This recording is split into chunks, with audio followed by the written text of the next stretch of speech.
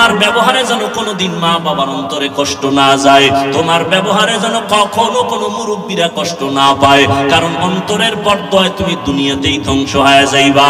ও যুবক, জীবনে মাদ্রাসায় পড়ে নাই তোমার লাইনের যুবক, তাকাইয়া দেখো স্কুল কলেজে পড়িয়াও 5 বেলার নামাজ পড়ে দাড়িওয়ালা আছে না নাই? তুমি পারো না কেন? চালাকি কইরো না, কপাল ফুরছে এটা ভাবো। তোমার মতো যুবক রাস্তায় গাড়ি চালায়, ড্রাইভারি করে, এক বেলার নামাজও বাদ দেয় না। মনে মনে চিন্তা করো বাবা তুমি কেন পারবা না? তোমার মতো যুবক সন্তান তাকায় দেখো নদীর মধ্যে কাজ করে, ময়দানে কৃষি কাজ করে, নামাজ ছাড়ে না। তুমি কেন পারবা না? RAB, army, police, BDR, doctor, professor, engineer নামাজি, এমপি, মন্ত্রী, চেয়ারম্যান নামাজ পড়ে, তুমি কেন পারবা না রে বাবা?